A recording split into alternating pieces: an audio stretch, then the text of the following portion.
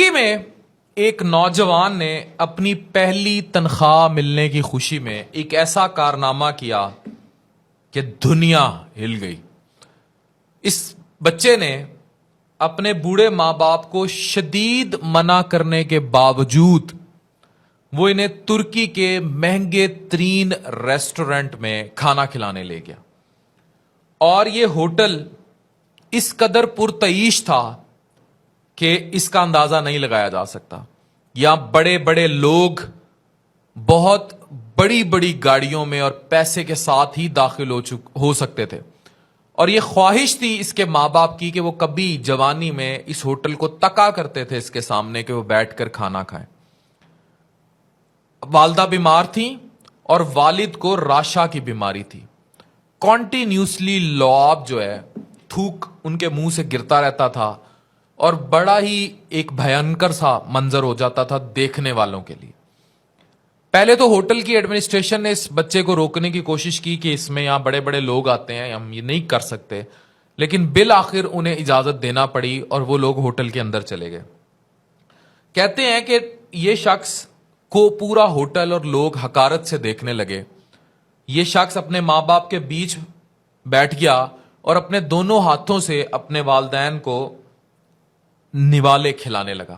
اب والدین کی بینائی کم تھی, کبھی وہ نوالا گرا دیتے, کبھی اس پہ تھوک گرنے لگ جاتی اور عجیب سا الٹی نما منظر ہو جاتا جس کو لوگوں کو دیکھ کے کریت سی آنے لگی.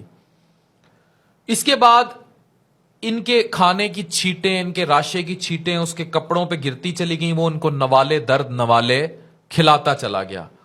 اتنے میں لوگ بڑبڑانے لگے کہ اس لڑکے کو تمیز نہیں ہے, اس نے پورے ہوٹل کا ماحول خراب کر دیا ہے اور یہ اپنے ماں باپ کو اس طرح لے کر آیا ہے.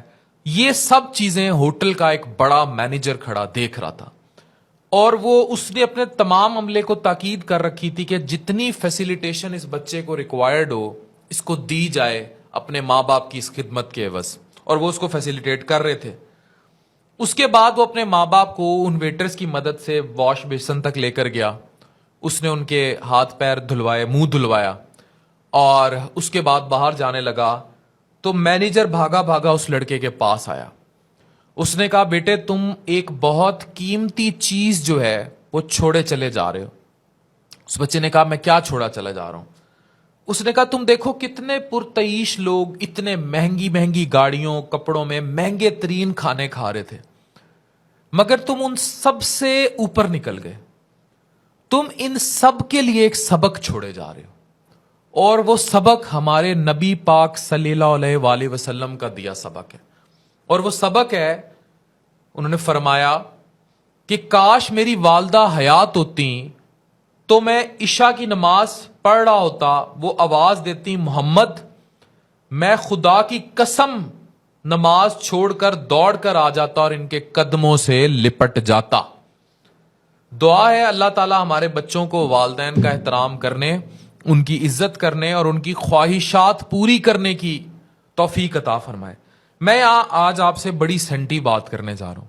اس بات کا کرک سمجھیں اور اس بات کو جو سن رہے ہیں اس بات پر عمل کرنے کی کوشش کیجیے. وی آلویز ایز چلڈرن, ہم ہمیشہ پیرنٹ سے بڑے ڈیمانڈنگ رہے ہیں. اما نے یہ نہیں کیتا, ابا نے یہ نہیں کیتا, ابا جداد انج دے دیندا تے انج ہو جاتا, انج دے دیندا تے انج ہو جاتا. ہم نے کبھی اس کرکس کا اندازہ ہی نہیں لگایا کہ ہمارا وجود کا موجد ہمارے پیرنٹس تھے, ہمیں اس دنیا پہ لانے والے والدین تھے, پھر ہمیں بڑا کرنے والے وہ تھے. اگر وہ عیدی کے جھولے میں پھینک دیتے یا کہیں سڑک پہ پھینک دیتے تو وہ ہمیں بڑا نہ کرتے. پھر ہمیں بڑا کرنے, کھلانے پلانے میں جو بھی ان کے حالات تھے, وہ آپ کو تعلیم دے سکے نہیں دے سکے, آپ کی کتنی دیکھ بھال کر سکے. کون والدین نہیں چاہتے کہ وہ اپنے بچوں کو اچھا تعلیم, روزگار, کھانا سارا کچھ بندوبست کریں. بہرحال جو وہ کر سکے انہوں نے اپنی وساطت کے مطابق کیا. لیکن کسی ایک سٹیج پر آ کے ان کی بس ہو گئی یا چیزیں اس طرح نہیں گئیں جیسے آپ چاہتے تھے, تو forget demands, forget every thing. Just ایک چیز یاد رکھیں, انہوں نے آپ کے لیے زندگی میں کتنا کیا. اور اگر آپ کسی مقام پر پہنچ جائیں اور اپنے بیوی بچوں میں انگیج ہو جائیں, ریممبر یور مدر, اپنی ماں کو, اپنے باپ کو, اور سیکھ کریں, دیکھیں خود کہ ان کو کس چیز کی ضرورت ہے. یہ بات میں اس لیے کر رہا ہوں کہ ابھی پچھلے دنوں میری والدہ پروفیسر ہیں, کمیونٹی میڈیسن کی ہیڈ ہے نشتر میں, پروفیسر نسرین. انہیں وہ خود کر لیتی ہیں, ان کو کسی چیز کی ایسا ضرورت نہیں ہوتی. بٹ آئی واز ریئلائزنگ کہ ان کے کمرے میں بڑی چھوٹی سی ایک LED لگی ہوئی ہے. تو اب ان کے لیے کیا مسئلہ ہے, وہ ایک بڑی LED لے, انہوں نے نہیں لی. انہوں نے میرے ہاسپٹل میں بھی بڑی ہیلپ کی, کنٹریبیوٹ کیا, والد نے بھی ہیلپ کی. تو میں نے اپنے کمرے میں ایک بڑی LED لگوائی ہوئی تھی, اور وہ اس پہ CCTV مانیٹرنگ بھی تھی, اور یہ نیٹ فلکس اور یہ باقی ساری چیزیں. پھر میں ریسرچ کرتا ہوں ٹاپکس کے لیے, تو وہ بھی اس سے سارا آپریٹ ہوتا تھا. تو میں نے فوراً اس چیز کو ریئلائز کیا, تو میں نے وہ اتنے ہی سائز کی LED ان کے کمرے میں لگائی, along with this hi fi internet اور جو کچھ تھا. تو جو چمک, جب میں ان کے کمرے میں, بڑی سینٹی بات کر رہا ہوں, اب it doesn't matter lakh, 1.25 lakh, 1.5 lakh, it doesn't matter. لیکن جب میں ان کے کمرے میں انٹر ہوا, جو چمک میں نے ان کی آنکھوں میں دیکھی, دیٹ چمک has price of $thousands millions, جو دنیا کی کوئی طاقت نہیں بھر سکتی.